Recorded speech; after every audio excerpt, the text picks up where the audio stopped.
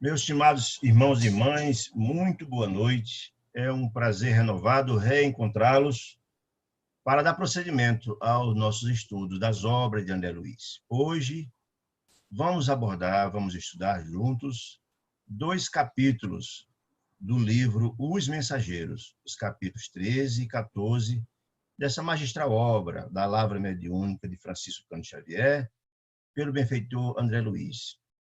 Só relembrando, eu gosto sempre de fazer uma pequena digressão, para a gente pegar o fio da meada dos capítulos, que nos capítulos precedentes, André Luiz, em companhia de Vicente, participaram da aula inaugural. Afinal de contas, eles se matricularam no Ministério das Comunicações de Nosso Lar, no curso de mensageiros de Deus, para servir aos encarnados e desencarnados em trabalho na crosta, como desencarnados, como espíritos, né? E nesse curso que eles se matricularam, ele tinha como instrutor o Aniceto, o instrutor querido do Ministério das Comunicações. E a aula inaugural, pelo menos para André Luiz, que foi a primeira aula dele, aconteceu no auditório do Centro de Mensageiros, onde estavam lá presentes todos, não só os alunos, mas também os mensageiros, inclusive todos, não só dos alunos de Aniceto, mas de todos os trabalhadores que trabalham na área dos mensageiros, tanto na crosta, quanto nas trevas, quanto no umbral, estavam presentes. E a aula foi ministrada pelo benfeitor e o instrutor chamado Telésforo. E foi uma aula muito substanciosa, muito rica em informações. O objeto desta fala importante de Telésforo foi os mensageiros que trabalharam encarnados na última encarnação como médiuns e como doutrinadores. Esse foi o foco. O foco de análise dele foi isso. E toda a fala dele se delineou aí. A primeira parte da fala, ele estabeleceu a grande e difícil tarefa que é trabalhar na mediunidade na Terra, pelas circunstâncias que é trabalhar no planeta de expiações e provas. Essa é a questão. Mostrou as carências imensas, o nível ainda de ignorância que existe na Terra, quantas pessoas necessitadas da claridade do Evangelho de Jesus para despertar, dizendo ele que a ignorância é a mãe de todos os males, né? Dos crimes, etc, etc, etc. Na segunda fase da fala, ele trouxe uma espécie de um diagnóstico, onde ele mostrou, por exemplo, por que a grande esmagadora maioria dos médios e de doutrinadores encarnados em missão tão sublime, de levar consolação, de levar amor, de levar esperança, etc., etc., faliram em suas missões. E boa parte dos que faliram estava ali naquela plateia. Por que ele fala que boa parte? Porque nós sabemos que as pessoas que falam em missão tão sublime, muitas das vezes, contraem dívidas grandes. Boa parte deles ainda se encontram nas regiões umbralinas, passam alguns anos, até na região das trevas, não é?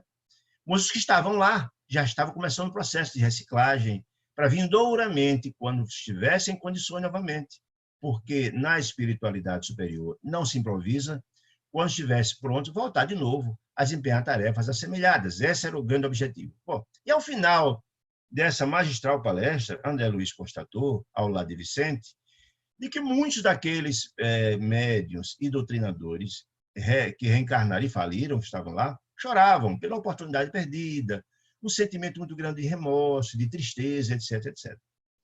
E, ao final, isso foi no começo da tarde, foi feita a palestra, e depois Aniceto orientou André Luiz e Vicente, que acredito sinceramente que faz parte da grade do curso, que o visse aquelas criaturas, tanto os médiuns quanto os doutrinadores, sobre suas dores, os porquês da falência, porque isso traria conhecimentos importantes no trabalho que eles iriam exercer vindouramente como mensageiros, e talvez encontrasse casos assemelhados, seria importante.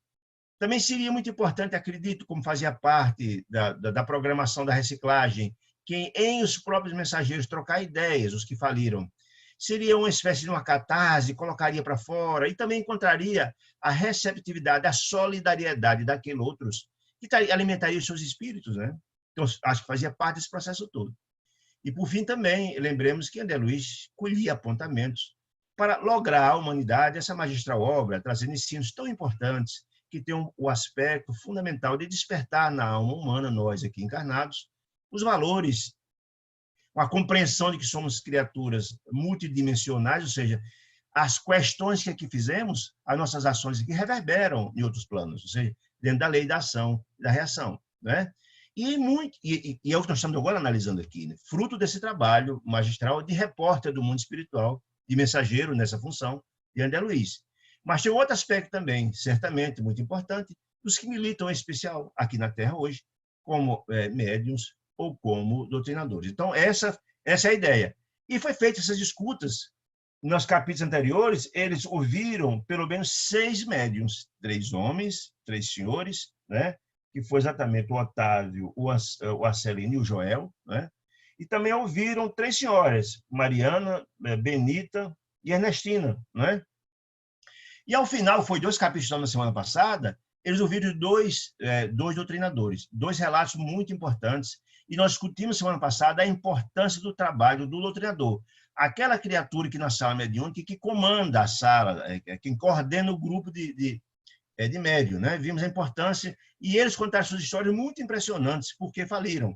Foi exatamente a situação de Belarmino Ferreira e também a situação de Monteiro. Bom, então, essa para a gente ter uma compreensão, uma rápida síntese, né, para a gente agora começar a estudar o capítulo 13, que chama-se Ponderações de Vicente, ou seja, depois de ouvir aquelas falas todas, André Luiz e Vicente, lembremos que Vicente é médico, foi médico na Terra, tanto quanto André Luiz.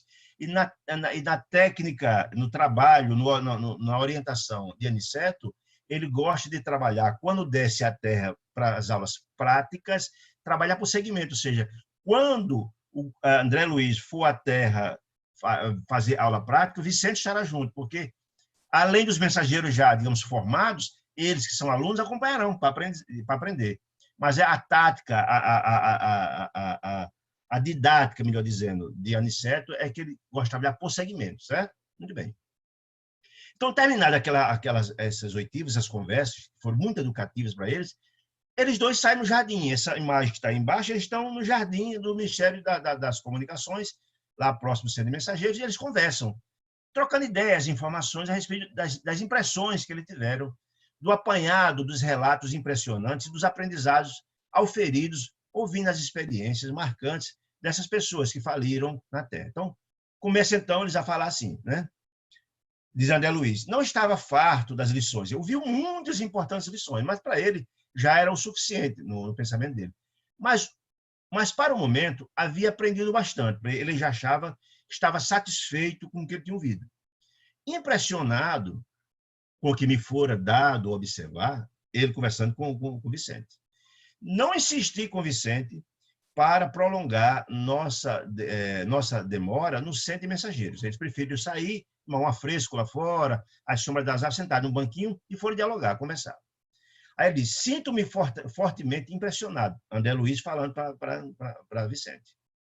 Murmurei, quem diria pudesse caber tantas responsabilidades a essas criaturas? Ou seja, André Luiz, lembremos, André Luiz, quando chegou ao nosso lar, ele não teve contato com pessoas da área mediúnica que trabalharam na Terra. Ele não tinha essas noções de responsabilidade. Por outro lado, ele também, na última encarnação, não conhecia a doutrina espírita, não conviveu, não conhecia o universo da mediunidade, etc, etc. Tanto que ele diz aqui embaixo, não conheci pessoalmente nenhum médium ou doutrinador do espiritismo, quer seja quando encarnado, nem quando no mundo espiritual. Porque lembremos que ele trabalhou no decurso que ele teve alta do hospital, em nosso lar, nas câmaras de retificações, que eram criaturas com quadros dramáticos e tal. Mas ele não tinha conhecido ninguém que tivesse dito para ele experiência, então ele não tinha noção da dimensão, da imensa responsabilidade que pesava sobre os ombros daqueles que militam na área da mediunidade encarnados, né?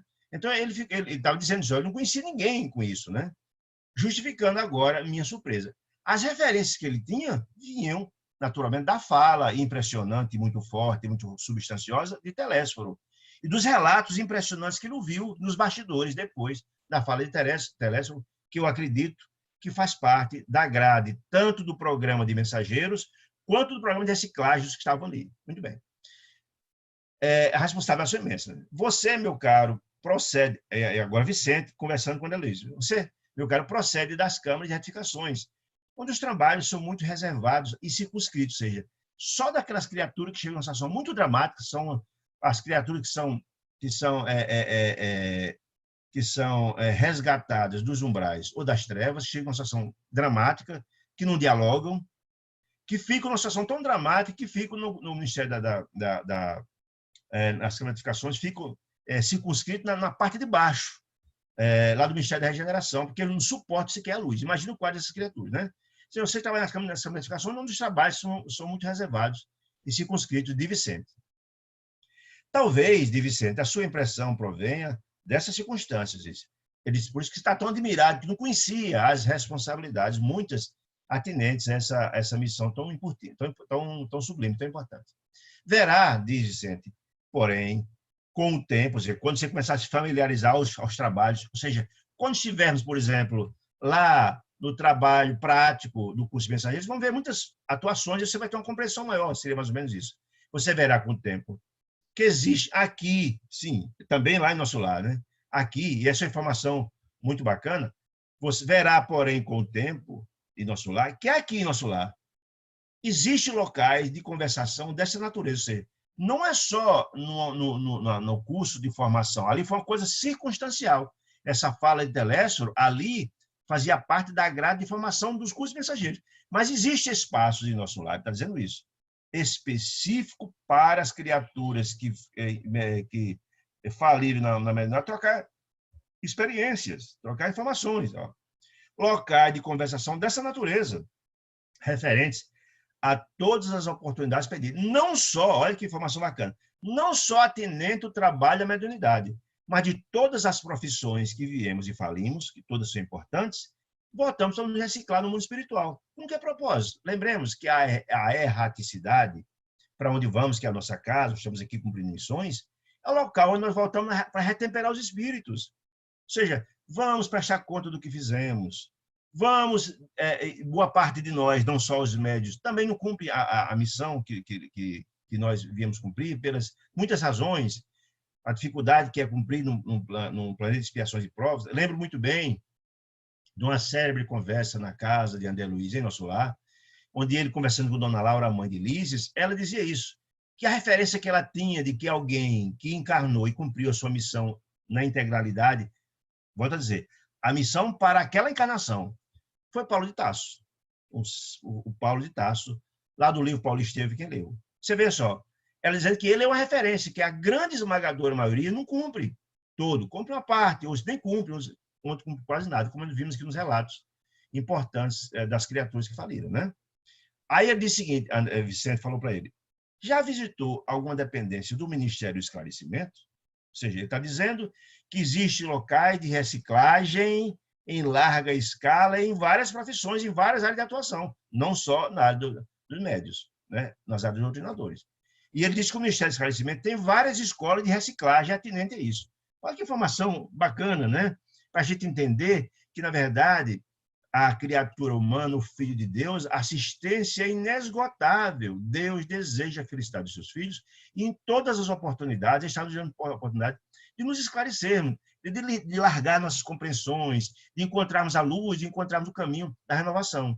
Não é porque viemos na Terra cumprir uma missão que falimos que deixamos ser filho de Deus por isso, nem de ter assistência, não, muito pelo contrário. Jesus dizia que são os médicos que precisam ser atendidos, são os doentes que precisam de médico. No caso, aí, doentes da alma, somos todos de alguma forma, né? E, em especial, esses que vieram e faliram por graves falhas, esses são uma necessidade de esclarecimento, né? Os mais iluminados, eles são os professores, né? Os que mais precisam são esses. Então, muito interessante compreender isso em todas as esferas e no mundo espiritual. Isso acontece muito, é muito propício para a gente retemperar o espírito, retreinar, renovar-se, para voltar para a luta de novo. Aqui, o suor da luta se dá aqui, mas o retemperamento, o reaconselhamento, o encontro com quem amamos no mundo espiritual acontece quando retornamos à pátria espiritual, para o recomeço do processo, né? Aqueles que têm elevação dirigem as esferas mais altas, que são raros. A grande maioria vem para cá para continuar a luta, né? Tem viu isso no nível nosso lar. A família de Lísias toda que passou por aqui, toda voltou para o nosso lar e toda estava no caminho de volta. A família de Luiz também. Esses caminhos, se vai e volta, e assistência recíproca das famílias, que se amam e se alimentam espiritualmente falando, como dizia André Luiz no capítulo 18 do nosso lar, que o amor é o alimento das almas. Essa assistência é uma constante, né? E o apoiamento é fundamental nesse processo. Quando ele dizendo, Vicente, localizo essas escolas, o Ministério do Esclarecimento, localizo-se ali. Ele apontando, vocês estão vendo aqui na ilustração fotográfica, aquele prédio lá no fundo, com as torres bonitas e tal. Localizo-se ali os enormes pavilhões das escolas maternais. Olha só, as mães que vêm e falem como mães passam por todo um processo de reciclagem. Com que propósito? Para aprender a ser mães, a não falir em suas missões, pelas coisas mais dolorosas que nós vemos nos relatos das obras de André Luiz e as outras da doutrina espírita, é os corações partidos das mães, vendo que faliram em suas missões, ou como os pais também, porque o sofrimento dos filhos que estão em grandes lutas nas áreas das trevas, das sombras, os pais sofrem tão quanto, até porque boa parte desse processo, boa parte dos pais, as mães também têm suas culpabilidades nesse processo. E mesmo que não tenham, o amor é um sentimento inquebrantável, né? Quando nós vamos ver lá na frente, quando estudarmos, por exemplo, o livro, ver se eu me lembro aqui o nome, de Gregório e Matilde, é o livro Libertação, onde a mãezinha de Gregório, salvo engano, passou 350 anos lutando para resgatar o filho que estava nas regiões trevosas. Esse é um amor extraordinário, um amor inquebrantável, um amor imenso, que nós estamos muito distantes de compreender a grandeza do amor puro e verdadeiro, né? Muito bem. Então, ele diz que existe uma escola que recicla as mãezinhas, que voltam para lá para contar suas experiências. Volto a dizer, essa catarse ajuda, reforça, e, ao mesmo tempo, recebe o apoio daqueles que faliram também. Vamos juntos em frente, né? E tem tal. Muito bem. Aí, olha, são mulheres, são milhares de irmãs, de mulheres, portanto, que comentam por lá as desventuras da maternidade fracassada, ou seja, a reciclagem, como estávamos falando da reciclagem dos médios, dos treinadores, a reciclagem das mãezinhas, que falharam em suas missões sublimes da maternidade, buscando reconquistar energias e caminhos. Para quê? Para reconquistar, para recomeçar a luta. A missão que não foi bem cumprida precisa ser recomeçada. Essa que é a questão, né? Todo trabalho que foi feito, e é isso, e a gente precisa entender, lá na frente nós vamos ver isso, e André Luiz explica com muita beleza isso. Todos nós, ao encarnar, temos um mapa reencarnatório, uma programação. É como se faz uma viagem, né? Uma viagem de trabalho aqui na Terra, tem uma programação. Onde vai ficar, o hotel, os dias, sabe? Quando chegar a prestar conta, é a mesma ideia, certo? Quando chegar no mundo espiritual, será feita toda uma espécie de uma prestação de contas. E nós, normalmente, nessa prestação de contas, normalmente lamentaremos muito por ter cumprido só uma parte muito pequena e teremos que retornar de novo. É como a gente se matricula na escola e é reprovado, precisa repetir o ano. A ideia é a mesma, né? Afinal de contas, as reencarnações é uma escola na vida onde você aprende a renovar, a buscar a luz, né? A transformação, né? E a reencarnação é uma continuidade desse processo. Muito bem. Ainda ali, ele falou das mãezinhas, ainda ali aonde? No Ministério do Esclarecimento, né? Ele está dizendo, ainda ali, né? Temos os centros de preparação à paternidade. Ou seja, não só tem a escola de reciclagem das mãezinhas, e dos pais também que faliram. Olha que coisa interessante. Ou seja, dá-se a ideia que todas as missões que viemos cumprir aqui, seja em que função for, não cumprida, haverá reciclagem para retornar o trabalho, né? Às vezes mais difícil, dependendo de como foi a nossa performance, às vezes com acrescida de mais dificuldades, né? Porque as dívidas contraídas precisam ser pagas, né? Muito bem, como nós dizemos. A reciclagem é observação minha, não sei o que tem a minha. A reciclagem é comum e faz parte de todos os que faliram. Essa é uma observação minha. E a gente extrai isso da leitura do começo do capítulo, né? E outra coisa que também, para mim, a minha compreensão, além de saber o que é certo, ou seja, as criaturas, por exemplo, que desceram, que prepararam-se para trabalhar como mensageiro, e vocês, como na área da mediunidade, vocês devem muito bem lembrar o caso de Otávio, passou 30 anos se preparando para trabalhar como médium e faliu. 30 anos, não é 30 dias, nem 30 meses, 30 anos e faliu. Ou seja, Otávio sabia o que tem que fazer. Otávio sabia, tinha compreensão, os instrutores apareciam, ele continuava dizendo, etc. a ele. Agora acontece uma coisa muito interessante. Porque as pessoas conhecem, sabem e falem. A minha compreensão é o seguinte: você pode até compreender, se saber do processo, mas se você não incorporar essas compreensões a seu espírito, ou seja, se você não conseguir albergar essa informação ao seu espírito, a possibilidade é falir. Porque o que significa isso? Significa que, por exemplo, as pessoas que cometem crime aqui, nós na Terra, não é porque desconhecem a lei, não. Conhece a lei. Por exemplo, um juiz que comete crime, mais do que ninguém, o juiz sabe. Um promotor conhece a lei, mas comete. Por quê? Porque a probidade interior dele não está consolidada. É que eu digo, ele não incorporou essas informações, compreensões ao interior. Aquele Deus interno de que tanto fala Jesus, quando fala, faz brilhar a sua luz.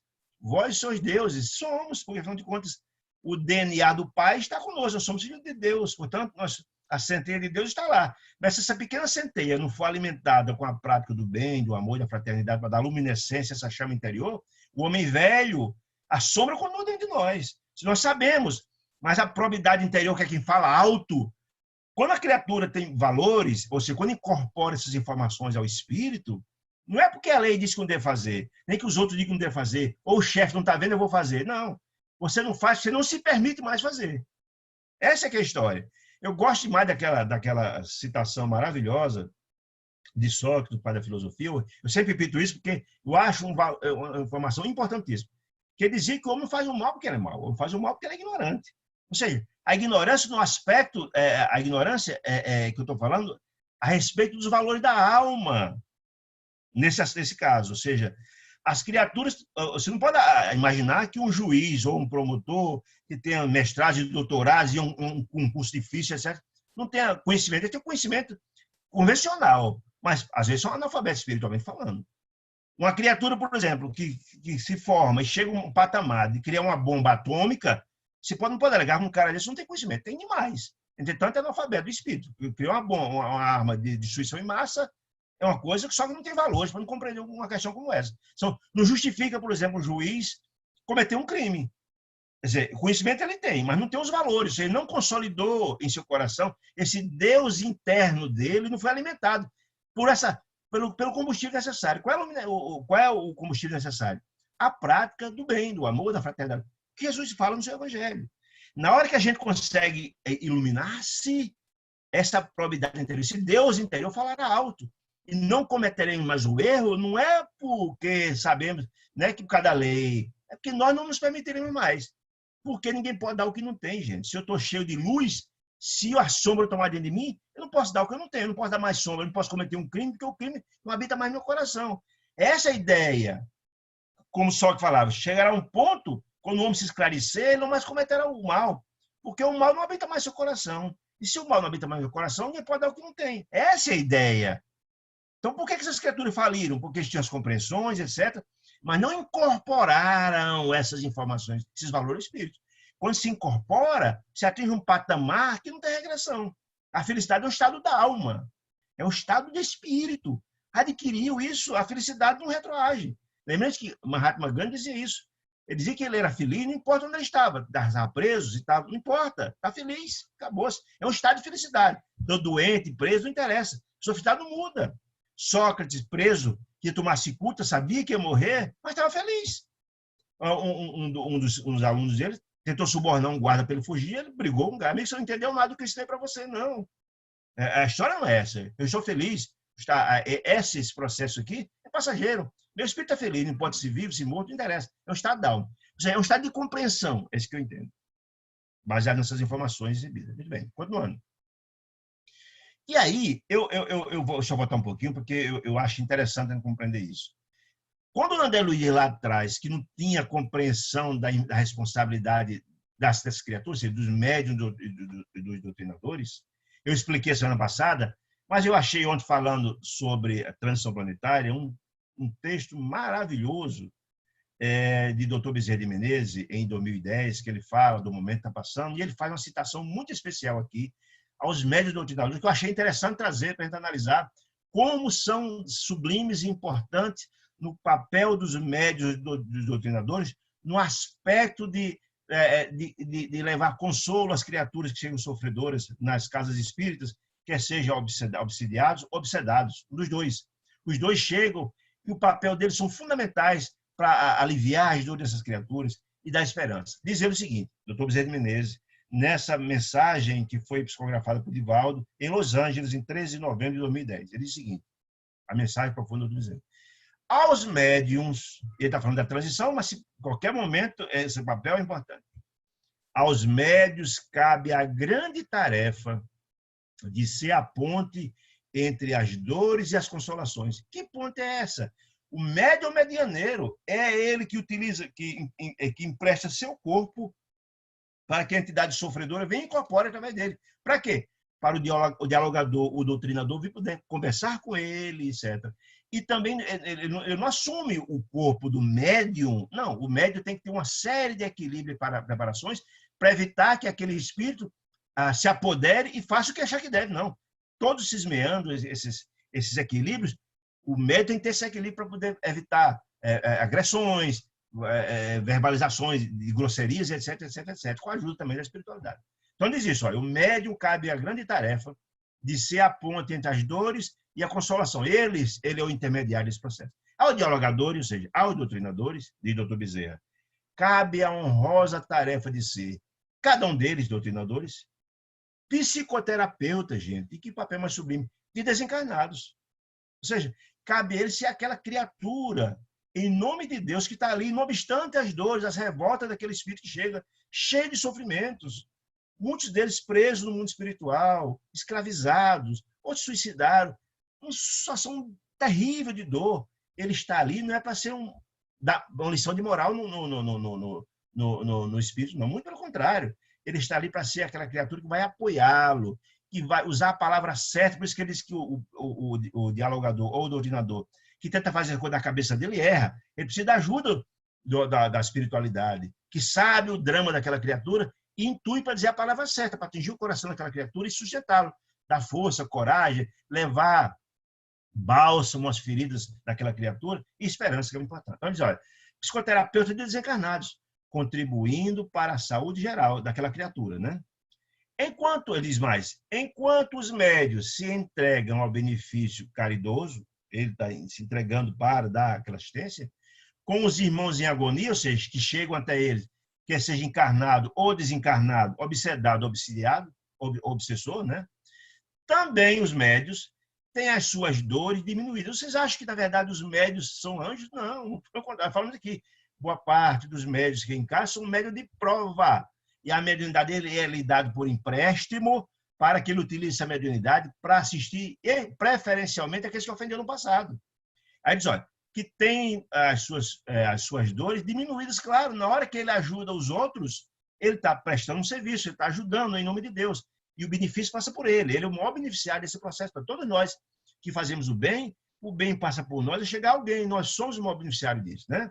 Aí diz, o seu fardo, que seu fardo? O fardo do médium, o seu fardo de provas amenizadas e as suas aflições contornadas pelo bem que ele fez. Ele se é o grande beneficiário.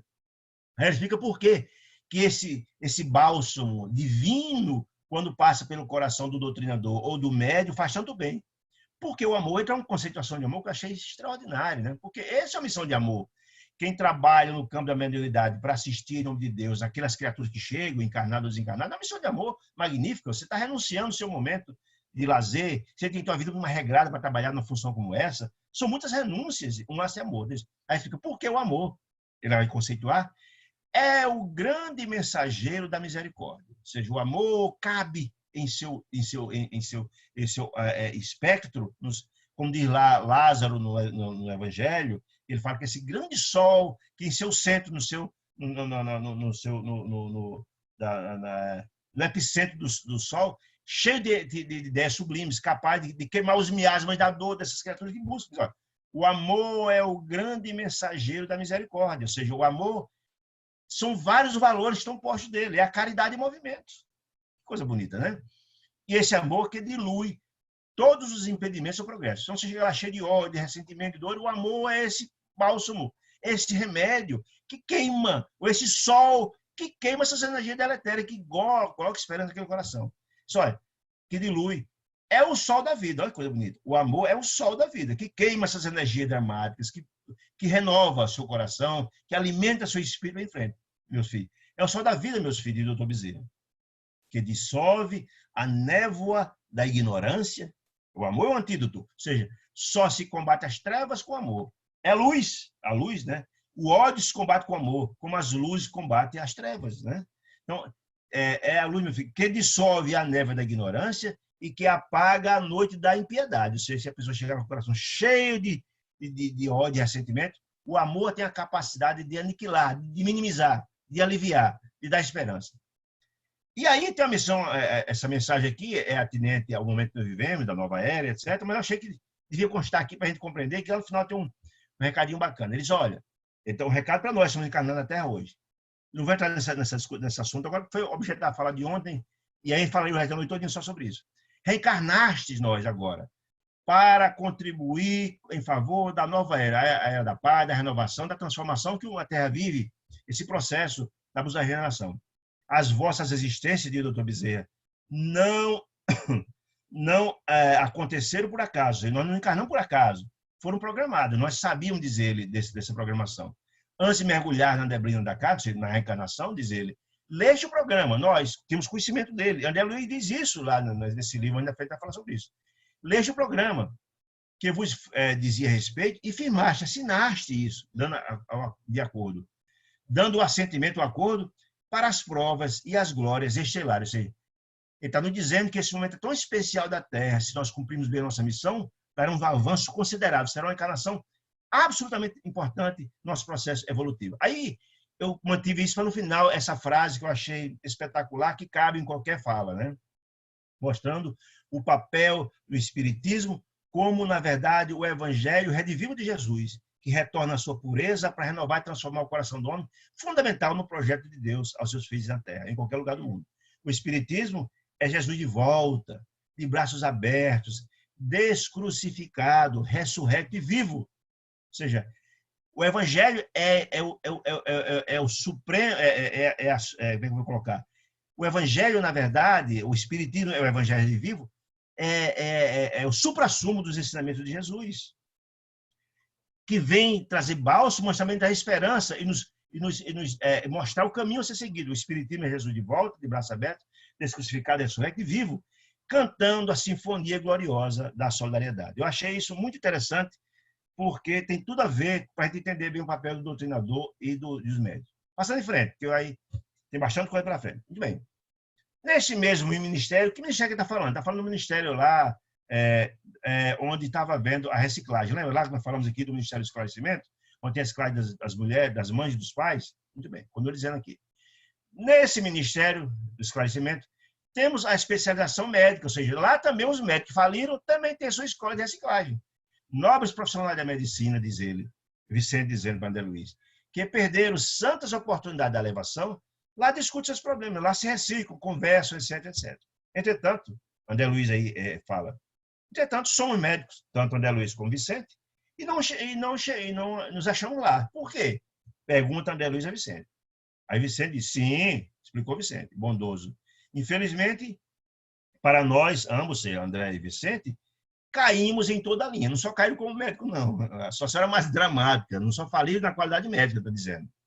Não só na qualidade de médicos, mas muito mais como homens. Ou seja, a falência é mais dilatada, a reciclagem precisa ser mais completa, dizia ele, né? Pois que se disse a você o que sofri, Vicente dizendo, e Vicente contou a história dele lá no começo dos capítulos desse livro, que foi envenenado pela esposa e tal. Se disse a você o que sofri, ainda não contei o que fiz, ou seja, todos nós cometemos nossos graves erros, estamos no nosso processo de renovação, né? Muito bem. É verdade, disse André Luiz, concordei, desapontado, recordando minha condição de suicida inconsciente. Ou seja, André Luiz também não só faliu como médico, mas também é um suicídio inconsciente, cometeu seus erros, ou seja, a linha de falhas vai além da condição como médico, ele está dizendo isso. Por isso que eles não estão lá, se reciclando naquela escola lá. O trabalho foi mais difícil, André Luiz passou 8 anos no Umbral e por aí vai. Ainda no esclarecimento, ainda no Ministério do Esclarecimento, diz Vicente, ainda no esclarecimento, prosseguiu o companheiro. Temos o Instituto de Administradores, olha que informação bacana. Temos o Instituto de Administradores, onde os espíritos cultos procuram restaurar as suas forças próprias, as próprias forças, e corrigir os erros cometidos na mordomia terrestre. Ou seja, quem são esses administradores? São as criaturas que tiveram função de mando, de administrador, de administração, que administraram muitas pessoas e cometeram os erros como administradores, improbidades, etc., desvio de recursos, ou trataram mal aqueles que eram os seus comandados, né? Enfim, várias falhas atinentes. Então, uma escola específica para, né? Que informação bacana. Aí diz aqui mais. Nos campos de trabalho do Ministério da Regeneração, já é outro ministério, aquele onde fica as câmaras de edificação, né? Existem milhares de trabalhadores que se renovam, que se reciclam. Essas informações de parentes são nossas, né? Ou seja, tem outras escolas que reciclam outro tipo de profissionais que falei na Terra. Para a recapitulação das grandes tarefas da obediência. Ou seja, aqueles que os administradores que faliram na sua função de mando, que faltou honestidade ou faltou sensibilidade, etc. Mas também aqueles que tinham as funções subalternas, que também precisa ter muita disciplina, etc., etc., que faliram, que só faziam o trabalho quando o chefe estava olhando, quando estava fazendo, desviava coisa, ou fazia coisa errada, e por aí vai, né? Que também é essa, ou seja, a conclusão que se tira é que todos os que retornam, que não consomem no interesse dos seus trabalhos, precisam passar pelo processo de reciclagem. Essa é a informação que deflui, ou seja, que a gente extrai dessa leitura colocada, né? Eu botei aqui Deus assiste o homem pelo homem, que sempre haverá a mão de Deus aqueles que falam, porque Deus deseja a felicidade dos seus filhos. Está sempre dando a oportunidade da retomada. Não é porque cometemos um erro que não vamos retomar. E aqui André Luiz está provando. Todos que retornam, que faliram, quem fez o seu trabalho, segue em frente. Não é esse o caso. Mas quem faliu, volta para... Isso é importante demais para a gente. Essa informação é fundamental para a gente. O que é que estamos fazendo das tarefas que Deus nos confiou? Como pai, como mãe, como irmão, como filho, como trabalhador, como função, como trabalho da Casa Espírita, não importa. Essas missões não chegaram para a gente de graça, está na nossa programação. Nós não lembramos, mas está na nossa programação, quando o doutor Bezerra. Nós assinamos, tomamos conhecimento dessas missões. O que é que nós estamos fazendo? É muito interessante a gente, é uma chamada, é um puxão de orelha em cada um de nós, para a gente fazer uma autoanálise. O que é que eu estou fazendo da minha atual encarnação? Até porque o doutor Bezerra está dizendo que esse momento é muito especial. Quem está encarnado na Terra hoje tem uma missão ainda muito maior, porque nós estamos no momento da transição, que, segundo Chico Xavier, 2057, é a data se concluir esse processo, ou por ali a data. Então, o prazo está fluindo e a gente precisa tomar providência. Por isso, o objetivo da obra André Luiz é de nos educar, de nos orientar, e essas informações estão vindo exatamente para a gente ter essas compreensões e abrir os olhos, né? Enquanto é tempo, né? Muito bem. Somos numerosos, diz André Luiz, continua sorridente, os falidos das missões terrestres, ou seja, todos que vêm que falem, são muitos, né? E note-se que todos os que hajam chegado à zona de nosso lar, isso é Vicente dizendo, nosso lar, devem ser levados à conta de extremamente felizes. Essa informação ela é interessante e a gente vai ver mais na frente nas obras de Luiz. Eu trouxe aqui alguns, e outro também de Manuel Fernando Miranda e Divaldo, para mostrar as consequências dos nossos atos. Ou seja, as criaturas que falham, e dependendo do estágio das falhas, as consequências são muito graves. Volto a dizer, nós somos seres interdimensionais. Todas as nossas falhas, no bem ou no mal, reverberam a nossa continuação, o nosso processo na frente. É a colheita. Se colhe o que se planta, segundo Jesus nos dizia, né? Então, esse livro Tormento da Obsessão, essa obra, quem não conhece, aconselho, é uma obra espetacular, psicografada por Divaldo através de Manuel Flamengo de Miranda. Ele mostra nessa obra maravilhosa um estágio que ele fez no hospital chamado Sanatório Esperança, que foi fundado por Eurípides Bassanufo, aquele benfeitor, um dos médicos mais extraordinários que o mundo conheceu, né? E pela sua abnegação, ele teve a autorização de Jesus para fundar, já que ele não era médico quando aqui passou, e assistiu muitas criaturas que tinham problemas graves, de obsessões graves aqui, né? E pelo trabalho abnegado dele, quando desencarnou, continuou assistindo o mundo espiritual. E pelo trabalho abnegado dele, ele, através de Agostinho, Santo Agostinho, ou Agostinho de Hipona, por acaso, é o governador do estado do Rio Grande do Norte, para quem não sabia disso, né? Advogou, pediu autorização a Jesus para fundar esse sanatório, esse grande hospital. E esse hospital funciona no mundo espiritual só para casos graves de loucura. E sabe de quem? Dos espíritos espíritas que faliram em suas missões sublimes, de médios, de doutrinadores. Os quadros mais dramáticos, as criaturas são resgatadas da região das trevas, em quadros graves e dramáticos, são trabalhados lá. Todo o processo do trabalho de assistência, todo o trabalho patológico, todo o trabalho de recuperação é feito lá, até essas criaturas terem condições de reencarnar de novo. E as obras de Manuel Flamengo de Miranda, que são muitos que falam de obsessão, boa parte desse aprendizado ele extraiu lá, no Sanatório Esperança. Então, eu só estou colocando aqui, quando ele fala aqui que os falidos que estão em nosso lar são os felizes, e cometeram menos graves, que aqueles que cometeram graves erros estão em regiões como essas, que são narradas nessa magistral obra, Tormento da Obsessão, e quem não leu, aconselho, é uma espetacular obra. Muito bem. Mas tem uma outra obra, eu não vou, só para dar aqui uma dica para que é interessante. Ação e Reação, que é também da coleção de Chico e de André Luiz, da Vida do Mundo Espiritual, que é uma obra espetacular, que que conta a história de uma colônia, ou me parece que uma, digamos assim, uma extensão de nosso lar, de uma casa que fica nas regiões das trevas, de acolhimento das criaturas que são resgatadas das regiões trevosas e são internados lá. Os quadros são dramáticos. E a gente tem, o nome não é casa, né? Por acaso chama-se Ação e Reação. Os quadros são dramáticos. Ali é a colheita, é a reação da ação passada. Aqueles fatos que cometemos aqui na Terra, gravíssimos, repercutem lá. Por isso que a turma passa muitos anos na região das trevas, é a colheita desse processo todo, né? Então, lá, nesse livro, é estudado ponto a ponto, quando André Luiz foi estudar sobre ação e reação, foi buscar subsídio lá naquela casa. Porque todas as criaturas que eram resgatadas nas regiões das trevas contavam suas histórias, para nos mostrar como as nossas ações reverberam no outro plano. Os fatos que aqui cometemos, bons ou maus, lá na frente nós vamos escolher, do bem ou do mal. Então, esse livro é sensacional. Ele conta a história de Druso, o dirigente da casa, e de Silas, os porquês que os benfeitores que dirigem a casa, e conta a história deles, inclusive, quem dirige, mas cometeram graves erros no passado. É uma obra imperdível. Estou mostrando isso para vocês entenderem que ele está falando aqui que os felizes estão em nosso lar, cometeram pequeno delírio. Mas tem outros que estão em situação muito dramática, que ele está dizendo. E tem essa outra obra, que também é da coleção de Chico, e com André Luiz, os 19 livros, O Obreiro da Vida Eterna, que fala da casa transitória Fabiana de Cristo, que é interessantíssima. É uma casa que é comandada pela irmã Cipriana, que é quem dirige, uma senhora que comanda, e é uma casa transitória. Que coisa curiosa, é uma casa que ela não é fixa, é uma espécie de nave, ou seja, é um grande hospital que se locomove de região. Terminou a missão, se locomove da região.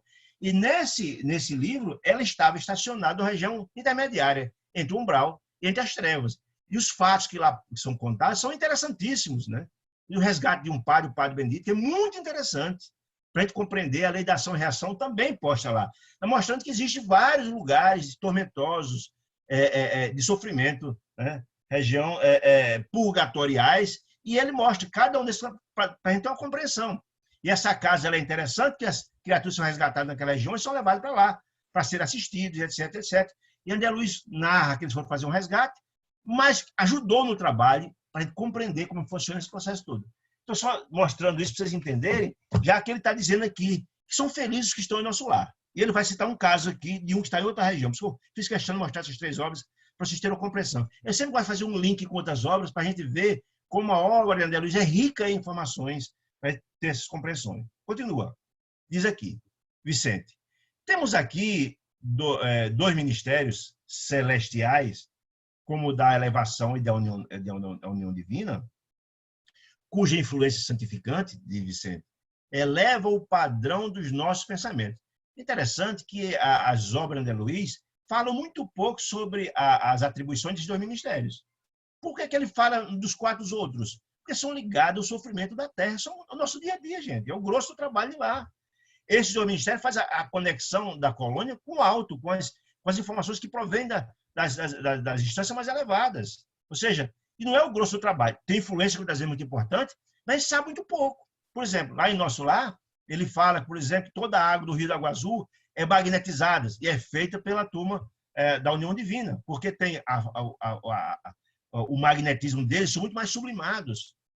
Mas são poucas informações que se tem. Ele está dizendo aqui que esses ministérios, o da elevação divina, a influenciação daquelas criaturas que estão lá do ministério, a influenciação santificante deles eleva o padrão de todos que estão lá. E a grande maioria nem tem percepção disso, né? Aí ele diz, olha, aí ele conclui, o estágio aqui em Nosso Lar, André, de Vicente, representa uma bênção do Senhor. E por muito que trabalhasse, muito que tu faça aqui, nunca retribuiríamos a esta colônia na medida de nosso débito para com ela. Ou seja, o que eles recebem da misericórdia divina, estão lá recebendo toda assistência, treinamento, como André Luiz passou, não sei quanto tempo internado, etc., assistência, todos os benfeitores, e os ensinamentos são magnâmicos. Eles, nada que fizéssemos aqui pagaria o bem que Deus está nos proporcionando a nos albergar nessa colônia de amor, nesse verdadeiro paraíso, segundo ele diz. Bom, nossa situação, diz Vicente, é de abrigados em verdadeiro paraíso, diz ele.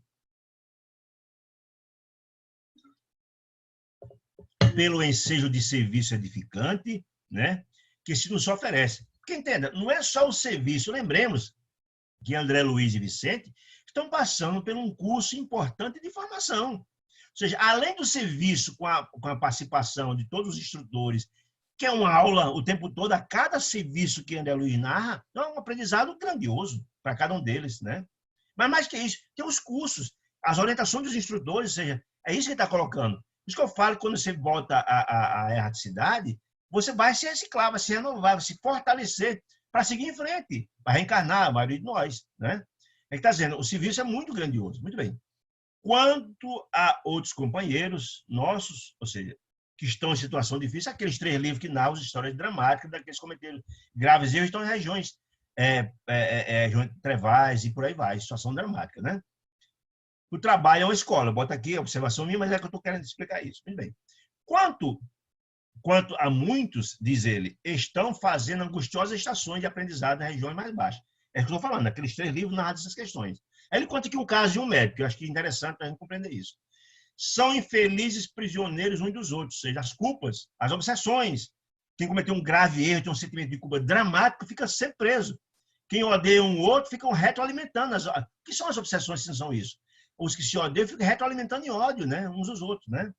Pela cadeia de remorsos e malignas recordações. Quando a gente se lembra, se recorda de um grande mal que faz um outro, faz um mal imenso. Lembra daquela história do cérebro triuno que eu falei aqui, que está lá em André Luiz, né? Que ele fala que sempre que a gente vem, o superconsciente, o consciente que é o hoje e o inconsciente que é o purão, ou seja, sempre que a gente tem esse sentimento de culpa muito grave, a gente busca as recordações do purão, do inconsciente lá de baixo, a gente traz isso. A casa até de auto-obsessão. O sentimento de culpa é tão violento que nos traz. É um caso que não vai narrar aqui. Diz ele, olha, no que concerne à medicina, ele está falando agora de uns ramos que não bem praticados, é o caso deles dois, trazem sérias e dramáticas consequências. Na medicina, os colegas em bancarrota, ou seja, os colegas que falem essa missão sublime, espiritual, são inúmeros, está dizendo, que falem essa área. Aí diz, a saúde humana, de Vicente, é patrimônio divino. Ou seja, a saúde de cada um de nós é um patrimônio extraordinário. E o médico é um sacerdote dela. Dela do quê? Da saúde humana. Cabe ele zelar com a sua profissão. É tanto que o código da profissão, você assume as responsabilidades, um juramento de atender aquela pessoa, não importa em que circunstância. Se paga ou se não paga, se é um juramento, você é uma criatura que tem que velar pela vida. Ele está dizendo, a saúde humana é patrimônio divino, quem tem uma função como essa, é uma função importantíssima, e o médico é sacerdote dela, da saúde humana. Aí eu que botei o exemplo do Dr. Bezerra Menezes, que a sua vida é um cântico de amor à humanidade. Toda a sua vida foi da caridade, doou-se como poucos, né? Trabalhou a vida inteira fazendo a caridade através da medicina, ajudou a todos, inclusive a informação interessantíssima, inclusive o seu anel de formatura.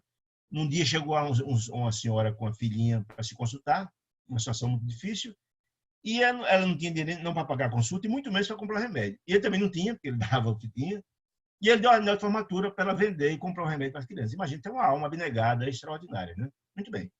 Os que recebem o título profissional, os que se formam em médico, ele está dizendo isso, profissional, em nosso quadro de realizações, como médico, ele está falando de nós, está falando que André Luiz e Vicente é médico, sem dele se utilizarem a bem dos semelhantes, pagam caro a indiferença. Está dizendo, aqueles que encarnam para assumam a função, que se formam em medicina e não desenvolvem suas atividades em conformidade com a sublimidade dessa missão, pagam muito caro, ele está dizendo.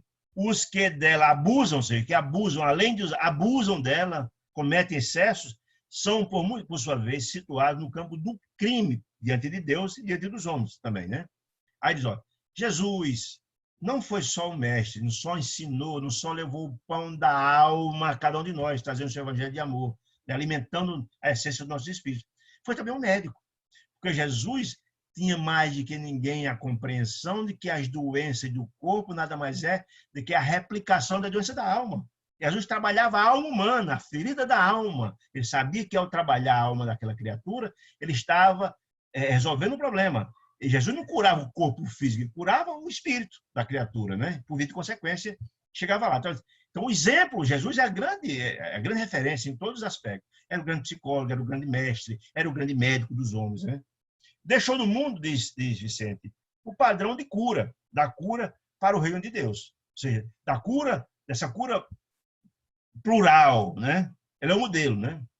Diz ele, Jesus, proporcionava socorro ao corpo, aliviando as dores, e ministrava fé à alma. Ou seja, ele trabalhava esse conjunto, essa grande compreensão, todos que buscavam a ele fazia tudo para, na verdade, levar o pão da alma àquelas criaturas e aliviar as dores dentro do possível. Quantos foram curados em função da fé e seu magnetismo extraordinário que trabalhava, era famoso, era conhecido, inclusive a história da mulher hemorraísta, que apenas tocou nas vestes dele. E ela foi curada por causa do magnetismo do mestre, unida à fé que ela tinha extraordinária que Jesus podia curar. E Jesus dizia uma coisa interessante. Quando alguém buscava a cura, ele dizia, você acredita que eu posso curar? Ou seja, a fé era fundamental. A fé adicionada ao grande magnetismo do mestre, né?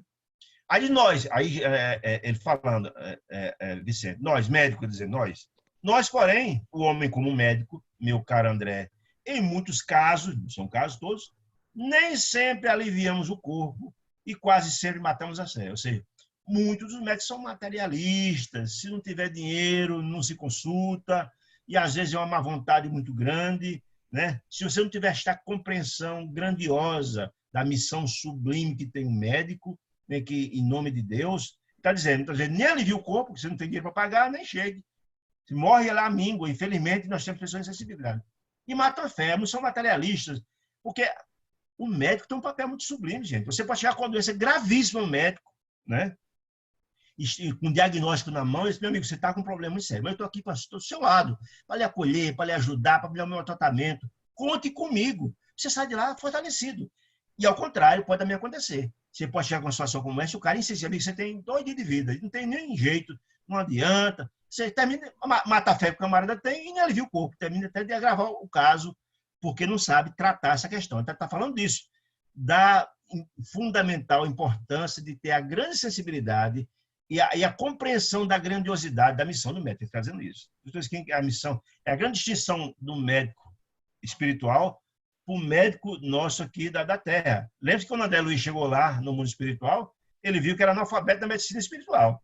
Ele tinha alguma compreensão da patologia do corpo, não entendia nada da medicina da alma. Tanto ele disse que no dia que o homem compreender que a doença do corpo nada mais é do que ela provém da doença da alma e trabalhar a alma, aí dará um salto extraordinário no campo da medicina. Esse é um fato da cura, né?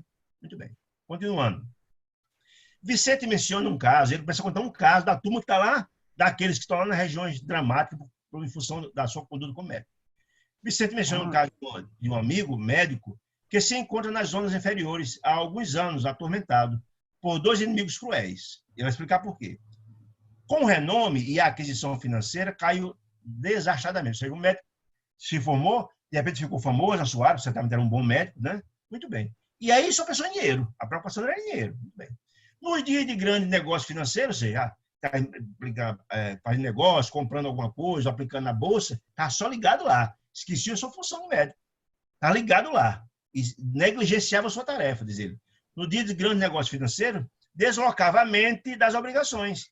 Em alguns desencarnados, nas intervenções cirúrgicas que ele praticava, notando-lhe a irresponsabilidade de estar desligado do trabalho que está fazendo, só pensando em dinheiro, né? E atribuíram-lhe a causa da morte física, cultivaram ódio terrível por ele. Olha que coisa interessante. Por que estou colocando isso? Deve ter essa observação aqui embaixo. Paulo de Tarso dizia que nós vemos diante de uma multidão de testemunhas. Você acha que o espírito do camarada, o cara está sendo cirurgiado, está sendo na mesma cirurgia. O espírito dele está aceso, está vendo tudo isso, tem a capacidade de captar. Se não ele, os protetores dele, os amigos, não importa, mas captam. E ele sabe essa história. Ou seja, e se esse camarada desencarnou, e mesmo que o médico estava desligado, foi negligente, e se a pessoa morreu por falta do cuidado devido, esse espírito não tiver um preparo, é que está dizendo aqui. E desses, dois tiveram terrivelmente ódio dele e perseguem até hoje. Está dizendo aqui. Tem alguns exercícios que ele praticava, notando muito bem. Dois desses que ele atendia, dois pacientes desses que morreram, né, mais ignorantes, o esperaram no limiar do sepulcro. Desencarnou, o último dia estava lá esperando ele para acerto de conta, né? Horrível, disse André. E se ele não é culpado da desencarnação deles? Como pode ser atormentado desse modo? Olha que explicação interessante. Realmente, ele não teve culpa na morte daqueles dois, mas teve de outros. Olha que coisa interessante. Realmente ele não teve culpa na morte dele, dos dois que estão perseguindo ele. Mas é responsável pela inimizade e incompreensão. Por quê? Eram dois espíritos ignorantes, sabendo que ele já era afeito a isso. Quando tinham lido os negócios dele, se desligava do trabalho, negligenciava, já tinha cometido erros, eles imediatamente, e o sentimento de culpa do próprio médico, fez um link. Olha o que ele diz aqui. Realmente ele não teve culpa na morte deles, mas é responsável pela inimizade e incompreensão criada na mente desses pobres criaturas, ignorantes. Lembra que a ideia da ignorância, que é a mãe de todos os males, como dizia Sócrates? Porque, não estando seguro do seu dever de médico, de estar ligado, linkado ali, o que estava fazendo, nem tranquilo com a consciência. Por que ele estava tranquilo com a consciência? Porque já cometeu erros no passado, na sala de cirurgia, porque estava desligado, pensando no negócio, na nossa questão dele. O nosso amigo médico julga-se culpado, em razão de outras falhas. Todo erro traz fraqueza e, por enquanto, não adquiriu forças para se desvencilhar dos algozes. Ou seja, ele não teve culpa da morte daqueles dois, mas ele acha que foi culpado, porque ele estava fazendo as cirurgias e pensando no negócio, e em outras oportunidades, esse desleixo, essa falta de cuidado, já ocasionou morte em outros, e ele se sentia culpado. Esse sentimento de culpa foi linkado pelos espíritos que desencarnaram e acharam que eles também, a morte dele foi proveniente da falta de cuidado do médico. E como eles eram pouco esclarecidos, foram em cima deles e apreendem regiões trevosas. Olha que coisa impressionante. Olha, muito bem. Ele repara certas faltas graves, aprendendo a conhecer-se e entender de suas obrigações nobres. E aí, como você, as consequências nefastas da mente culpada. É aquela história que eu falei do cérebro triuno, tá no livro No Mundo Maior. O sentimento de culpa é terrível, porque você traz lá do porão, do inconsciente, esse sentimento. Né? E, às vezes, se você não é obsidiado por outro, é uma auto-obsessão. O sentimento de culpa é uma coisa muito forte, muito dramática. Né? Ou seja, como ele se sentia culpado pelos outros, esses dois espíritos compreenderam e acharam que também a morte deles foi ocasionada por esses dois médicos e os apreendem na região infeliz. Aqueles que eu falei dos livros é exatamente essa turma que está nas regiões mais infelizes. Sim, agora compreendo, André Luiz dizendo, né? Onde existe uma falta, onde houver muitas perturbações, onde apagamos a luz, podemos cair em qualquer precipício. Ou seja, o que é que norteia a vida de cada um de nós, meus amigos? Não é a luz da missão cumprida, a luz do amor, a luz da fraternidade, a luz do dever bem feito, do trabalho bem feito. Se você não tem essas compreensões, o sentimento de culpa leva você para o buraco. Estou falando, leva você para esse processo dramático. O sentimento de culpa é uma coisa devastadora no espírito de cada um de nós. Bom, e aqui vamos começar o capítulo 14, né? Que o tempo anda. Muito bem. Você, André, ainda não pode, assim, aí é interessante que ele conta só parte do processo de formação deles. Agora eles vão viver a primeira experiência prática. Ou seja, ele vai acompanhar, eles dois vão acompanhar Aniceto, numa experiência na Terra, na companhia dos mensageiros já formados e ele na qualidade ainda de aprendizes, certo? Eles vão acompanhar. E aí é interessante que André Luiz, eu não coloco tudo aqui do que está no livro, eu penso que é mais importante, por isso que às vezes eu tenho que dar essa explicação para você entender. Ele estava dizendo, André Luiz, que quando descia para visitar a família, assistir a família, via vários amigos dele doentes, com vários problemas, e ele, André Luiz, tinha vontade de ajudar, mas não sabia como, porque não tinha compreensão da magnitude do problema, qual era a origem das dores daquelas pessoas, e não se sentia preparado para ajudar aquelas pessoas. E aí, Aniceto disse, você, André, ainda não pôde auxiliar os amigos encarnados porque ainda não adquiriu a devida capacidade para ver. Olha que informação bacana. Lembra lá do cara de Joel, que recebeu a capacidade, foi de largada visão para compreender o que tinha acontecido atrás, para entender o drama daquela pessoa e poder ajudar e até estabelecer um projeto de ajuda para o futuro? Muito bem.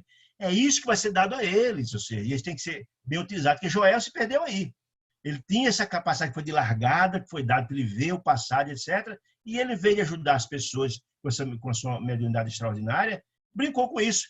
Era um curioso, só que veio curiosidade, saber as questões da Idade Média que ele foi um padre naquela oportunidade. E perdeu uma oportunidade sublime e terminou contraindo uma dívida grandiosa.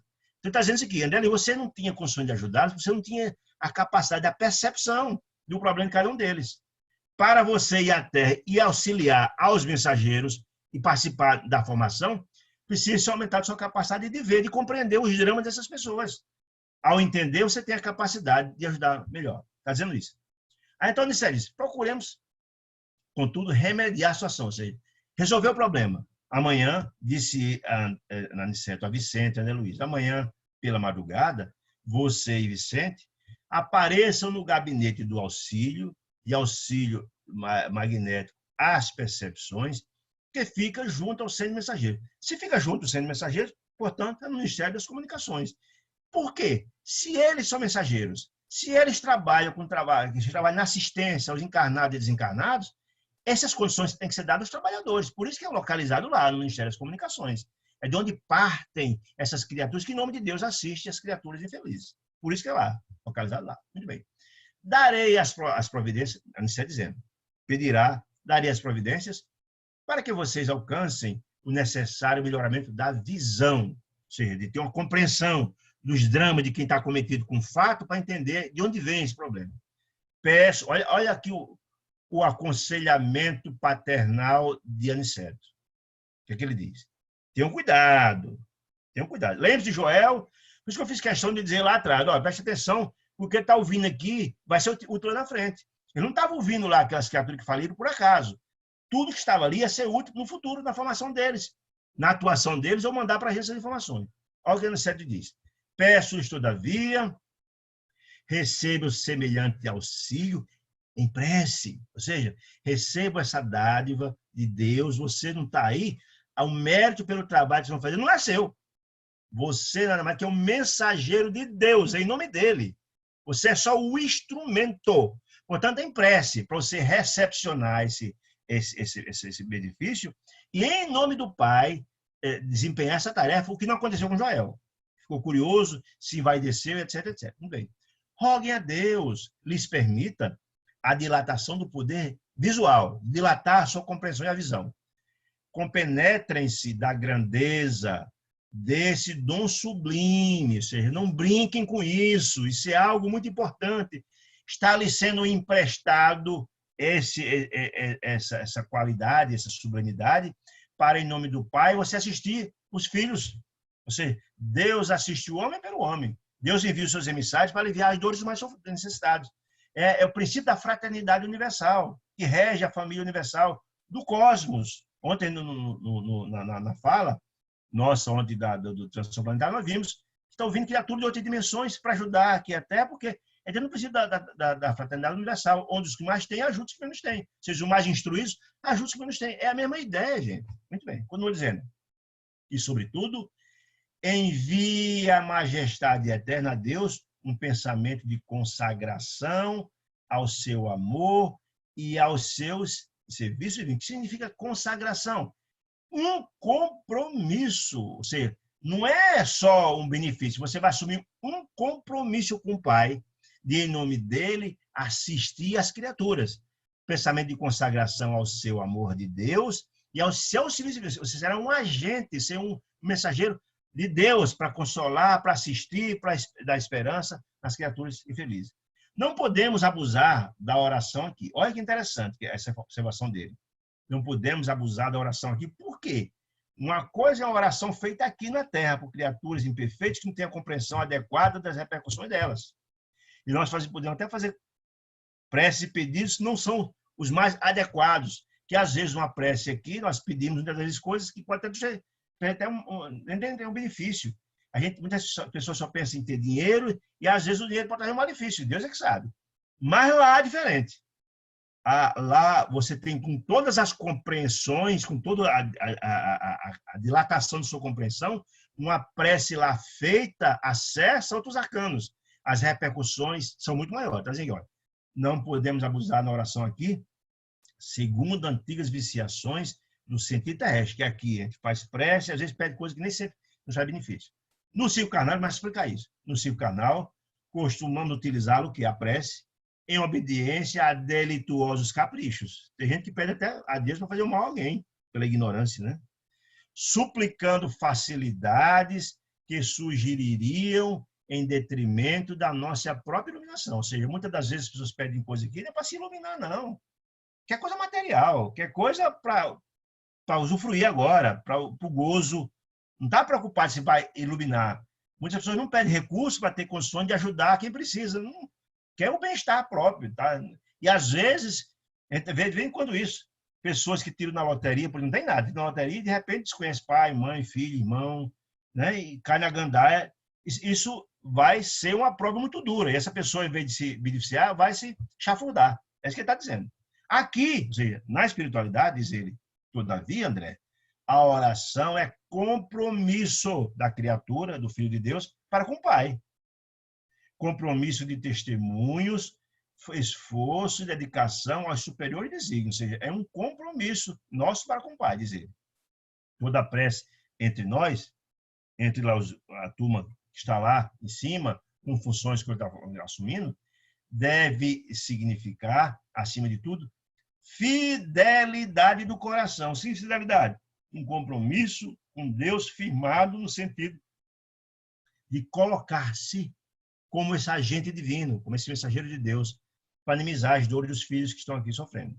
Quem ora, diz ele lá, em nossa condição espiritual, ou seja, quem ora na função de mensageiro específico, que o mensageiro, volta a dizer, é quem vai em nome de Deus aliviar a dor dos outros, olha o que ele diz, sintoniza a mente com as esferas mais altas e novas luzes lhe abrilhantam os caminhos. Ou seja, você está acessando a fonte sublime de buscar, deixa eu usar uma expressão para entender melhor. Você está acessando, como é que eu vou dizer, os arquivos, ou melhor dizer, deixa eu usar uma expressão melhor.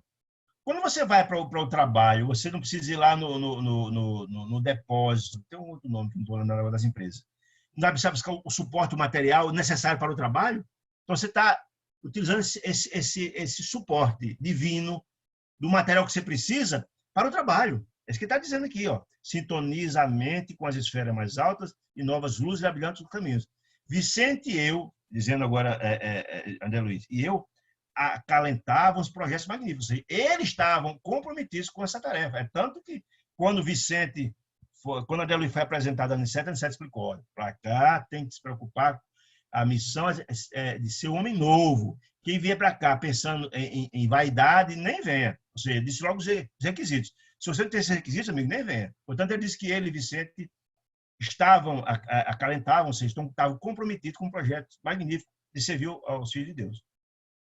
Fiamos pela primeira vez cooperar a favor dos encarnados em geral. Ou seja, ele não ia descer à Terra apenas para beneficiar a esposa, a ex-esposa ou os filhos, não.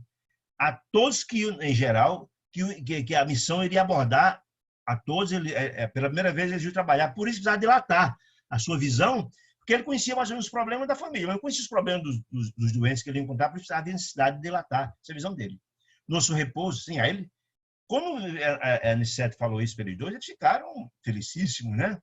Aí que à noite, que eles iam viajar no dia seguinte. E ele ficou, quase não dormiu à noite pensando nisso, né? Nosso repouso noturno foi brevíssimo, ou seja, só pensando, ansioso. Aguardavam ansiosamente, estavam muito ansiosos, né? O alvorada, vai ser o dia, porque logo cedo ele ia passar para dilargar a visão dele, em seguida ia para a Terra. O alvorada, a fim de receber o auxílio magnético do gabinete referido. Aí que eu digo aqui, a quem mais é dado, mais será cobrado. Essas responsabilidades será cobrado, como foi de Joel. Recebeu muito, não cumpriu, e as consequências foram nefastas para ele, né? Continuando. Poucas vezes orei com a emoção daquela hora, ou seja, ele sabia que era um momento muito especial de começar a missão dele. André Luiz, desde que começou o seu trabalho nas codificações, muita ajuda veio, ou seja, a espiritualidade investiu muito nele, porque sabia da missão para frente que ele tinha. E aí começou uma nova tarefa nele, né? Então, ele tinha essa compreensão de que começava um momento muito especial no processo de aprendizagem e renovação dele, né? Os esclarecimentos... Sim, aí ele foi lá para o Ministério da Comunicação receber a delegação da visão. Os esclarecidos técnicos, ele já estava sendo submetido, técnicos da instituição, do Ministério, né? Colocaram-nos primeiramente em relação mente direta com eles, ou seja, foi um trabalho feito mentalmente entre eles e os técnicos, né? E em seguida submeteram-nos a determinadas aplicações espirituais, mentalmente, que ainda não posso compreender em toda a extensão e transcendência. Ou seja, foi algo muito especial que ele não sabe explicar ainda como aconteceu, mas que a visão dele se dilatou. Isso aqui é importante. Observei, contudo, que a colaboração magnética não nos foi retirada, não nos retirava o sentido consciencial. Ou seja, eles estavam conscientes, eles não ficaram dormindo, não. Enquanto o processo estava acontecendo, a dilagação da visão, eles estavam totalmente conscientes do que estava acontecendo, né? E aproveitei a oportunidade, já que estava consciente, para a oração sincera, uma oração verdadeira a Deus, né? Que era mais que um compromisso, ele dizendo, de trabalho. Era um ato de súplica ao Pai, ou seja, muito mais do que um compromisso. Por que isso? Aí que eu digo a importância da oitava. Ele lembrou muito bem, certamente, do que ouviu de Joel. Joel recebeu e faliu, e quais foram as consequências. Tanto dizendo, minha oração era sincera, que era muito mais do que um compromisso firmado com Deus de trabalho, mas era uma súplica, estava suplicando a Deus que me desse a oportunidade, em nome dele, ajudar as criaturas que precisavam, né? Quando ele dizendo, propriamente considerado. A princípio, quando terminou o treinamento, quando terminou o processo, nada notei de extraordinário, embora sentisse dentro do meu coração nova coragem e uma alegria diferente. Ou seja, ele não podia aferir que a visão tinha sido dilargada, até porque ele não encontrou alguém com quadro de necessidade lá, no nosso lar, que ele pudesse aferir isso, né? Mas eles que no coração dele tinha uma coragem nova, uma alegria diferente, ele dizendo. Eles experimentavam bom ânimo, até então desconhecido, ele nunca tinha sentido um ânimo de tanta felicidade interior como ele estava sentindo ali. Meu sentido da visão e da audição pareciam mais límpidos. Ele tinha essa impressão, mas não deu para aferir ainda. Ele tinha a compreensão que ele estava ouvindo muito mais, estava vendo muito mais. Dava para compreender, mas ele não conseguiu ainda aferir, colocar em teste isso. Muito bem. Aniceto, que se mostrava muito satisfeito, Aniceto já sabia o resultado disso. Aniceto solicitou o quê? E quando eles voltaram, com a grandeza de Aniceto, certamente Aniceto pôde aferir que isso foi feito. Nem podia se imaginar, né? Que alguém foi fazer um trabalho dentro do Ministério da Comunicação e voltasse com defeito. Isso não existe, né? Claro que não, né? A Aniceto tinha essa compreensão, né? Esperava no centro. Que centro que está falando, gente? No centro de mensageiros, onde era a formação e de onde partiria a missão para a Terra. Ou seja, a concentração dos mensageiros que eram subordinados a Aniceto, e eles dois, Vicente e André Luiz, que eram aprendizes, foi marcado no centro, para o trabalho, a partida para a Terra. Marcada para o meio-dia, a partida, né? Nós nos ausentamos de nosso lar, melhor dizendo, não, eles sempre se ausentaram do nosso lar, não nos ausentamos do nosso lar, e quem está dizendo isso agora é Aniceto, como os viajores da Terra.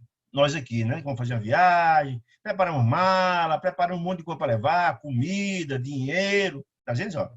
Não nos ausentamos do nosso lar, não viajamos do nosso lar, como viajores da Terra, geralmente carregando de malotagens e volumes diversos. Não, se nada disso, diz ele, aqui diz Aniceto, jocosamente. Toda a nossa bagagem é do coração, ou seja, nós levamos tudo que precisamos aqui no coração. Sabe por quê? Porque só se pode dar o que se tem, meu amigo. Quem vai fazer o trabalho de assistência espiritual tem um coração cheio de amor, de fraternidade, renúncia, caridade, benevolência, indulgência, tudo aqui dentro. Se não tiver, amigo, é só isso que se pode dar. Não tem nada material, absolutamente. Não precisa de comida para levar, nada. Não precisa de roupa, nada. Ele precisa nada disso. Tá dizendo? Ao contrário dos viajores da Terra, um monte de mala, um bocado de bagagem, não. Né? Na Terra, malas, bolsas, embrulhos. Mas agora devemos conduzir propósitos de servir, energias de renovação de vontade, conhecimento, que é fundamental. Se você vai trabalhar com alguém necessitado, você tem que ter essas questões. Energia para doar, o propósito de servir, o conhecimento, se não tiver o conhecimento, por isso que eles se prepararam a serem mensageiros de formação, né? E acima de tudo, diz ele, disposição sincera de servir. Foi o que faltou a Joel, foi o que faltou aos outros que se ouviu aí, tanto que faliu como médio, como falei como doutrinador. Por isso, a oitiva daquelas criaturas foi tão importante na formação deles, que vão assistir as pessoas da Terra. Né? Despedimos dos camaradas da luta, ou seja, despedimos da turma lá do centro de mensageiros, que não iam na missão, se despediram, né? Repleto de esperança. É a nossa primeira excursão de aprendizado, de cooperação semelhante. Era a primeira aula prática, essa observação minha, né? Ou seja, era a primeira vez que eles nas vezes anteriores que André Luiz foi à Terra, foi para assistir a esposa, os filhos, a esposa do marido, o marido da esposa dele, etc. Lembra da história do nosso lar? Muito bem. Mas era a primeira vez que ele ia, participando de um grupo de assistência às criaturas na Terra, aos semelhantes. E ele estava ansioso para tudo que ele ouviu das experiências vividas, das falas do treinamento, para ver na prática. Fomentado a capacidade de visão dele, ele estava com um desejo imenso de ser útil, né? Muito bem. Quando nos pusemos a caminho, nosso instrutor, Aniceto, observou: creio que a viagem para vocês será diferente. Aí, André, isso é diferente por quê? Certo, vocês estão habituados à passagem livre. Ele está dizendo, e essa informação é muito interessante, ele compreendeu algo muito bacana. Então, é o seguinte, que André Luiz, quando vinha, quando é a primeira vez que ele foi à Terra, ele foi na companhia de Aniceto. Lembra de Aniceto, que era o protetor do nosso lar? Foi levado por ele até a casa da família dele. Às vezes, depois ele veio em assistência, eles tiveram passagem livre por uma estrada. Olha que coisa interessante. Existe estrada no mundo espiritual, gente. Olha que informação bacana. Tiveram passagem livre por onde? Por essa estrada bacana, que é uma estrada de acesso da colônia espiritual para os trabalhadores que vão em missão, ou para os espíritos que vêm encarnar, para não ter contato com as energias dos espíritos infelizes. Estou explicando isso, porque é importante compreender que ninguém vem de nosso lar, das esferas mais elevadas, sem passar por um umbral, sem passar pela região de trevas. Não, você passa por lá. E para evitar de ter o contato com aquelas entidades infelizes, desequilibradas, ser até atacado por eles, se for o caso, ou receber as energias deletérias, vou encarnar, por exemplo, não receber as energias deletérias e não atrapalhar na reencarnação, tem uma via, uma estrada, olha que bacana, olha. Certos, vocês estão habituados, quando iriam, passar por essa passagem livre, mantida por ordem superior. De quem é a ordem superior? Da colônia. Para quê? Para atividade normal de trabalhos e trânsito dos irmãos esclarecidos em véspera de reencarnação. Por quê? Porque vão reencarnar, se tivesse receber essas energias pesadas dessas entidades infelizes, poderia perturbar a reencarnação. Olha que informação bacana. Muito bem. Como assim, André Luiz? Porque André Luiz não tinha essa compreensão. André Luiz tinha passado pela estrada, mas não sabia que ali era uma estrada, entre aspas. Ele não tinha compreensão disso. Ou não tinha, ou perguntou isso para poder passar essas informações para a gente. Né? A gente entendeu o seguinte, que André Luiz ele tinha duas frentes. Ele estava colhendo informações para bem assistir a quem ele ia ajudar na Terra, mas, ao mesmo tempo, ele estava colhendo informações para o livro Mensageiros. E toda informação dessa que venha a trazer, a se assomar e ser útil para nós, e essa informação é importante, ele colocou. Então, mesmo que ele já soubesse, essa pergunta está posta aqui, porque lembre, todo o trabalho das obras de André Luiz é no caráter de educar cada um de nós, saber como é que funciona esse processo todo. E essa funcionalidade naquilo que é importante esclarecer e educarmos, foi posta. Lembra que nós está lá na mensagem de André Luiz, de Chico, recebeu, de Emmanuel, que foi feito por 12 sábios, pensando nesse caráter educativo? É exatamente isso que ele está dizendo. Muito bem, olha aqui. Aí André Luiz pergunta, como assim, Vicente? Como assim? Perguntou Vicente, admirado, a Aniceto. Aí a Aniceto, você não sabia? As regiões inferiores, entre o nosso lar e os ciclos da carne, que regiões são essas? As trevas, os umbrais, são tão grandes, que eu não tenho nem compreensão disso, que exigem uma estrada. Olha, a estrada, vou ter que ir em destaque para ver isso. Ampla e bem cuidada. Olha só que informação. É ter uma estrada ampla e bem cuidada. Como assim? Requerendo também conservação da estrada, senão se deteriora. Olha que informação. Como as importantes rotas terrestres. As estradas aqui não precisam cuidar, estão cheias de buraco, né? Cheio de mato, animal na pista. Muito bem. Lá, ele, segundo ele, a estrada do mundo espiritual também se bem cuidado. Por quê? Porque lá transitam pessoas e missões. Se tivesse obstáculo, iria causar grandes problemas. Aí ele explica. Por lá, aqui na Terra, obstáculos físicos, né? Buraco, tal, animal na pista. Por cá, ou seja, lá na espiritualidade, obstáculos espirituais. Ou seja, as entidades infelizes obstaculariam, criam dificuldades, energias grotescas, etc, etc. Isso é informação muito interessante, gente. Muito interessante. Eu vou até colocar, tem uma lâmina depois aqui, que é da obra Voltei, que narra a mesma coisa. Essa singularidade entre as duas obras, mostrar que isso não é uma informação que está desfocada, não. Irmão X, Frederico Figner, coloca a mesma informação da estrada. Eu vou mostrar só para a gente ter uma compreensão disso. Muito bem. As vias de comunicação, diz ele, de lá para a Terra normais, destinam-se a intercâmbio indispensável. Ou seja, os trabalhos são feitos. Todo pedido de ajuda que vem de lá, assistências são muitos, a circulação das colônias com a crosta se dá incessantemente. E se tivesse obstáculo, dificultaria o trabalho. Lembre-se que lá no final de Nosso Lar, quando André Luiz pede ajuda a Narcisa, lá nas câmaras de edificação, ele está na Terra. Pede ajuda para ajudar o esposo de Zélia, a ex-esposa de André Luiz estava doente. Só na prece dele, quando estava fazendo a prece, ela já chegou lá. Assim, rapidinho, você veio por essa via, claro, né? Volitando, né?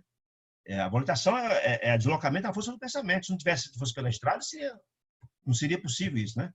Quando dizendo, os que se encontram nas tarefas da nossa rotina sagrada precisam livre trânsito, ou seja, uma estrada sinalizada, organizada, etc.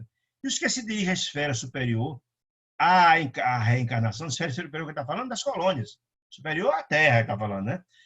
A reencarnação deve seguir com a harmonia possível, sem ser perturbado pelas entidades, né? Sem contato direto com as expressões dos ciclos mais baixos, não perturbaria, né? Aí diz, a absorção de elementos inferiores dessas entidades felizes determinaria sério desequilíbrio no renascimento deles. Seriam perturbados. A criatura que vem para renascer está preparado para o renascimento.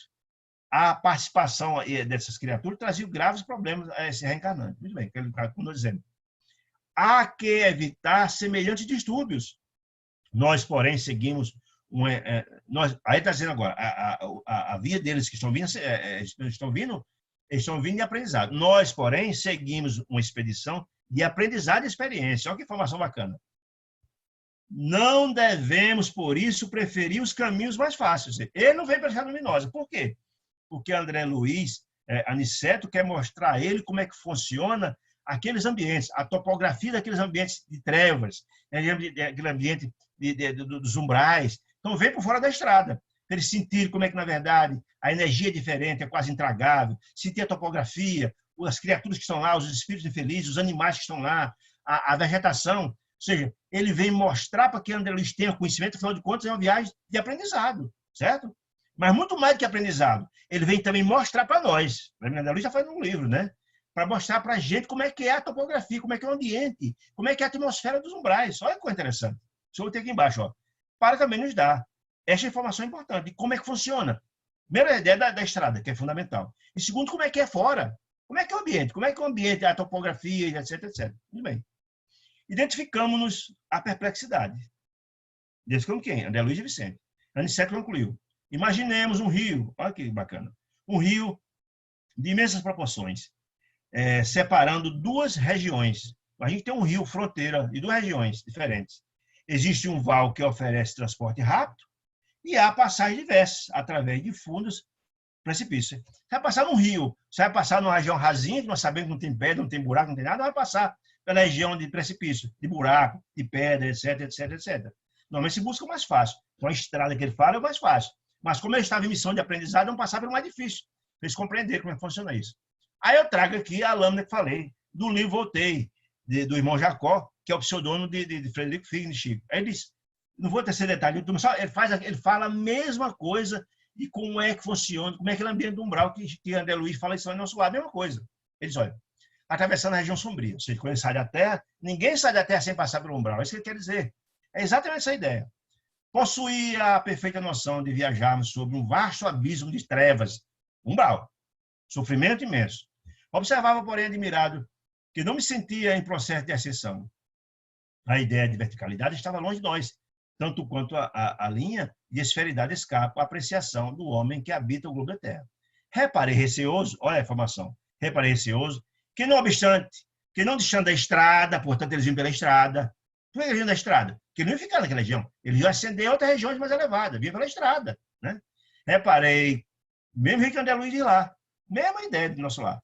Reparei que não distante da estrada que eles iam, que percorríamos vagarosamente, apareceram sinais de vida e movimento, ou seja, a turma do sofrimento.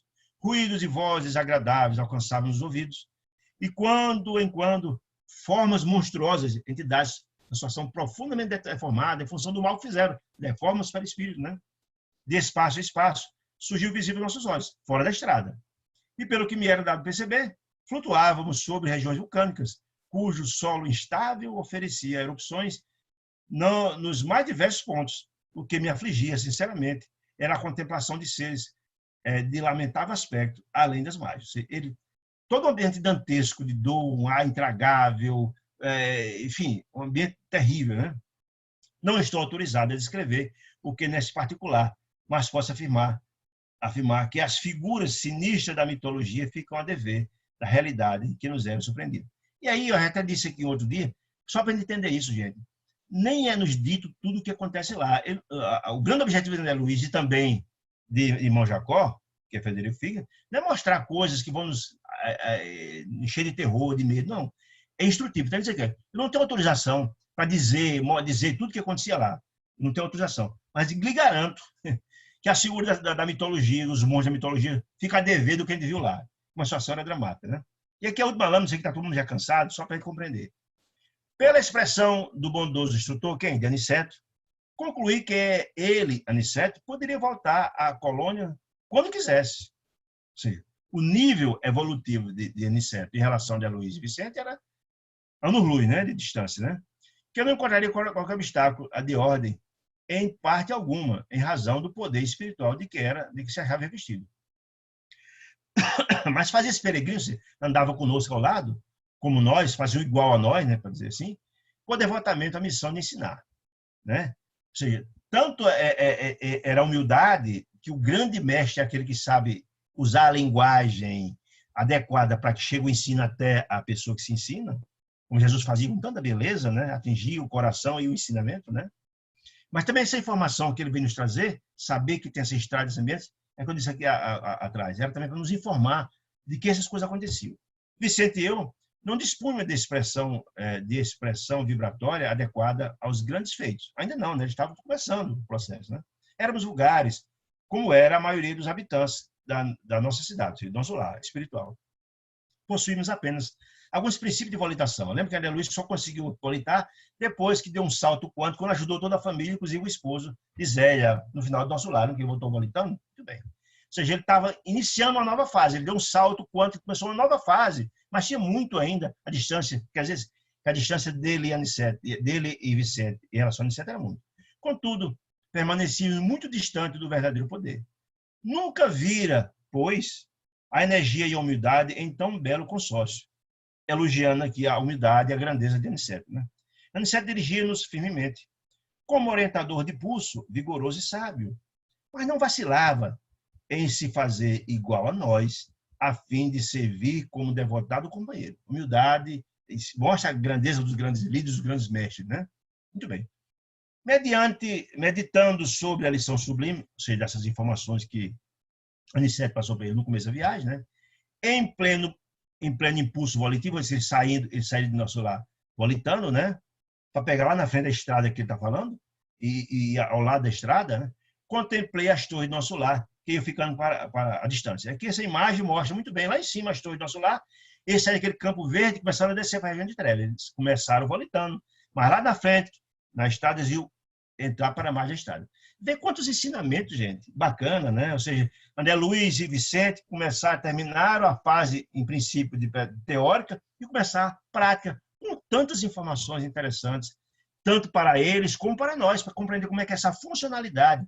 E a partir dos próximos caminhos, dos próximos capítulos, vocês vão ver informações preciosas, como é a funcionalidade dessa vida da João Galina, da colônia que Albergue recebe as pessoas, que eles vão passar uma noite lá em Campo da Paz. Interessantíssimo. Tá bom, meus amigos? Agradeço demais a paciência de cada um de vocês, o carinho. Se tiver alguma pergunta, por favor, façam, né?